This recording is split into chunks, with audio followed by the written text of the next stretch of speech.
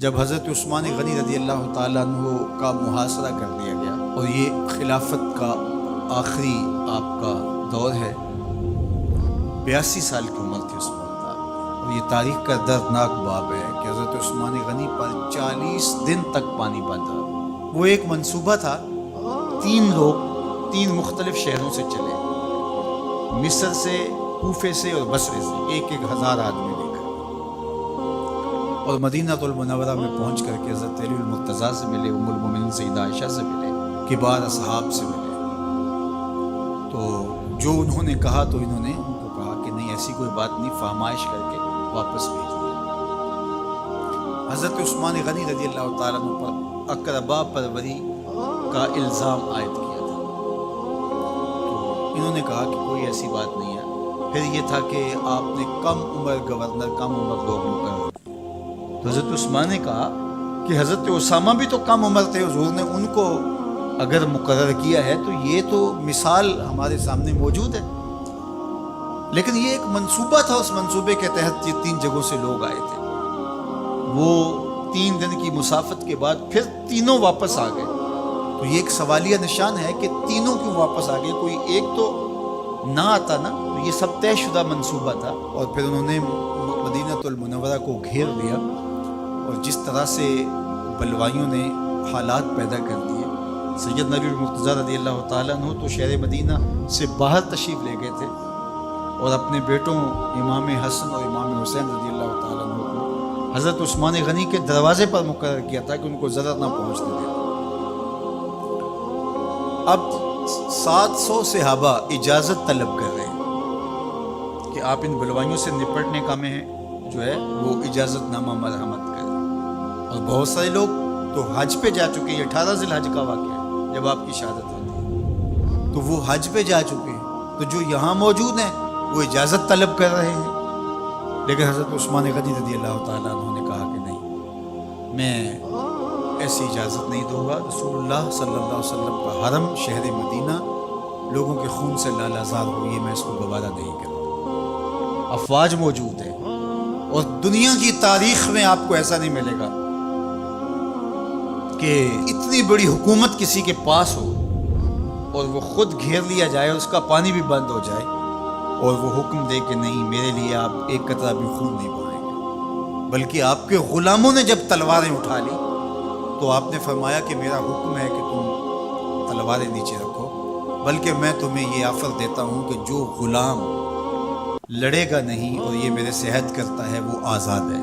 حضرت ابو ہریرہ رضی اللہ تعالیٰ عنہ، حالانکہ یہ پڑھنے پڑھانے والے لوگ تھے، تعلیم و تعلم سے ان کا تعلق تھا، لیکن وہ بھی تلوار لے کے حضرت عثمان غنی کے دفاع میں آ گئے۔ لیکن حضرت ابو ہریرہ رضی اللہ تعالیٰ عنہ کو بھی حضرت عثمان غنی روک دیتے۔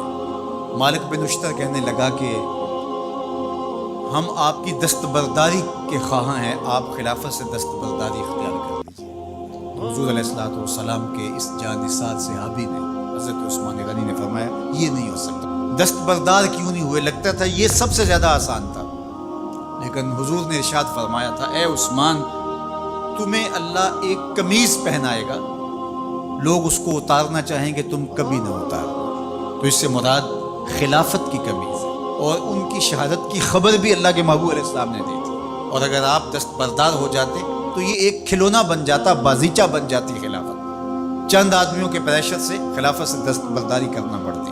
اچھا، ایک یہ سوال بھی پیدا ہوتا ہے، چند باغی تھے، ان کو کس طرح کچل دیا جاتا؟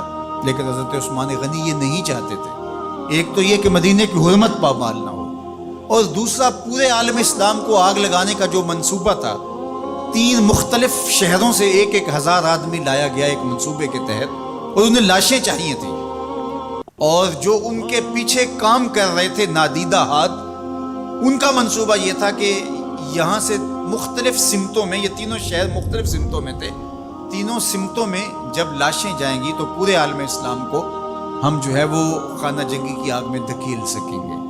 تو حضرت عثمان غنی ان سازشوں سے آگاہ تھے، تو سب سے اہون اور آسان یہ تھا کہ قربانی پیش کر دی جائے، اور پھر انہوں نے سن بھی رکھا تھا کہ 2 شہید ہیں، شہید تو انہوں نے بہرحال ہونا ہے، تو لہٰذا میں خلافت سے دستبردار بھی نہیں ہوں گا، اور شہر مدینہ کی حرمت بھی پامال نہیں ہونے دوں گا۔ اور تیسری بات یہ ہے کہ میں خود مظلوم شہید کر دیا جاؤں تو آپ نے یہ گوارا کر دیا۔ تو 18 ذوالحج تھا، جمعے کا ہی دن تھا، اور حضرت عثمان غنی رضی اللہ تعالیٰ عنہ روزے سے تھے، عصر کا وقت تھا، قرآن مجید کی تلاوت کر رہے تھے۔ حضرت امام حسن، امام حسین اور حضرت عبداللہ بن زبیر اور دیگر لوگ آپ کے دروازے پہ پہرا دے رہے تھے، لیکن باغی پچھلے گھر سے دیوار پھلانگ کے آپ کے گھر میں داخل ہوئے اور تلوار سے وار کیا۔ آپ کی زوجہ حضرت نائلہ آگے بڑھی اور ہاتھ سے روکنا چاہا، آپ کی انگلیاں کٹ گئیں۔ پھر دوسرا وار کیا تو حضرت عثمان غنی رضی اللہ تعالیٰ عنہ کا دایاں ہاتھ کٹ کے گر گیا۔ حضرت عثمان غنی رضی اللہ تعالیٰ عنہ نے افسوس کیا اور کہا کہ تم نے وہ ہاتھ کاٹ دیا جس سے میں وحی کی کتابت کیا کرتا تھا۔ پھر اس کے بعد آپ پر 9 وار کیے گئے اور آپ کو شہید کر دیا گیا، اور آپ کا خون قرآن مجید پڑھتے ہوئے اس آیت پہ گرا، فَسَيَكْفِيكَهُمُ اللَّهُ وَهُوَ السَّمِيعُ الْعَلِيمُ۔ تو حضرت عثمان غنی رضی اللہ تعالیٰ عنہ مظلوم شہید کیے گئے، بھوکے اور پیاسے شہید کیے گئے، ظلماً شہید کیے گئے۔ حضرت عبداللہ بن عمر رضی اللہ تعالیٰ عنہ فرماتے ہیں کہ حضور فتنوں کا ذکر کر رہے تھے کہ فتنے ہوں گے، بہت بڑے فتنے ہوں گے۔ تو ایک شخص نے چادر اوڑھی ہوئی تھی اور وہ مجلس واعظ کے قریب سے گزرا جہاں حضور کچھ ارشاد فرما رہے تھے، تو آقا کریم نے اشارہ کر کے کہا اس دن یہ شخص حق پہ ہوگا۔ عبداللہ بن عمر کہتے ہیں کہ میں اٹھا اور جا کے دیکھا تو وہ حضرت عثمان تھے۔ تو میں نے حضرت عثمان کے چہرے کو پکڑ کے تھوڑا سا حضور کی جانب کیا اور میں نے کہا حاضہ حضور، یہ اللہ کے محبوب فرمایا ہاں یہی، جب فتنے ہوں گے تو فرمایا یہ حق پہ ہوگا۔ تو حضرت عثمان غنی رضی اللہ تعالیٰ عنہ حق کی راہوں کے مسافر، جنہیں حضور کی زبان سے شہید کہا گیا، اور شہید کسی کا انجام ہوتا ہے، تو حضور نے فرمایا یہ شہید ہوگا۔ شہید وہی ہوتا ہے جو بحالت ایمان اس دنیا سے راہ خدا میں اپنی جان قربان کرے۔ فرمایا فَإِنَّمَا عَلَيْكَ نَبِيٌّ وَصِدِّيقٌ وَشَهِيدَانٌ، اے پہاڑ رک جا، تو جانتا نہیں تیرے اوپر اللہ کا ایک نبی ہے، ایک صدیق ہے اور 2 شہید ہیں۔ حضرت عثمان غنی رضی اللہ تعالیٰ عنہ عظمتوں کے مینار، اللہ اکبر۔ تو یہ حضرت عثمان غنی رضی اللہ تعالیٰ عنہ کا یہ کارنامہ تھا کہ آپ نے اپنی جان پیش کر کے امت کو جو ہے وہ فتنوں سے محفوظ کر لیا اور امت کو بچا لیا۔ حضرت عثمان غنی رضی اللہ تعالیٰ عنہ پہ کروڑوں رحمتیں، کروڑوں سلام۔ ہم آپ کی عظمت کو سلام پیش کرتے ہیں، عقیدتوں کا خراج پیش کرتے ہیں۔ حضور کی خدمت میں ایک جنازہ لایا گیا اور حضور سے عرض کی گئی حضور اس شخص کا جنازہ پڑھا دیجئے، تو حضور نے انکار کر دیا، کہا میں جنازہ نہیں پڑھاؤں۔ تو صحابہ نے عرض کیا یا رسول اللہ، کبھی ماضی میں ایسا نہیں ہوا، جب بھی کوئی جنازہ لایا جاتا ہے تو آپ جنازہ پڑھا دیتے ہیں اور آپ نے آج انکار کر دیا۔ تو فرمایا یہ شخص میرے عثمان سے بغض رکھتا تھا اور اس کو اللہ نے بھی اپنی رحمتوں سے محروم کر دیا ہے۔ حضور نے اس شخص کا جنازہ نہیں پڑھایا جو مبغض عثمان غنی رضی اللہ تعالی عنہ۔ تو اب آپ اندازہ کیجئے وہ کتنا بدبخت شخص ہے جو حضرت عثمان سے بغض اور دشمنی رکھتا ہے۔ حضرت عثمان غنی رضی اللہ تعالی عنہ سے اللہ کے محبوب علیہ السلام نے کتنی خوبصورت ارشاد فرمائی، میں اس سے حیا کیوں نہ کروں جس سے اللہ کے فرشتے بھی حیا کرتے ہیں۔ یعنی عثمان غنی وہ ہیں جس سے اللہ کے فرشتے بھی حیا کرتے ہیں، اور جو عثمان غنی کا حیا نہیں کرتا اس سے بڑا بے حیا کون ہو سکتا ہے۔ حاکم نے مستدرک کے اندر روایت ذکر کی ہے کہ بہت سارے صحابہ حضور کی بہت ساری خوبیوں کے مظہر تھے، اور سب سے زیادہ حضور کے خلق کے مشابہ حضرت عثمان غنی رضی اللہ تعالیٰ، اور خلق میں سب سے اونچا درجہ حیا کا ہوتا ہے، تو حضرت عثمان غنی رضی اللہ تعالیٰ عنہ حیا کے اس مقام پہ فائز المرام تھے جو انہی کا مقصوم تھا۔ اللہ ہمیں حضور کے اہل بیت، حضور کے اصحاب، بلکہ حضور کے در کی مٹی کی تعظیم بھی نصیب کرے۔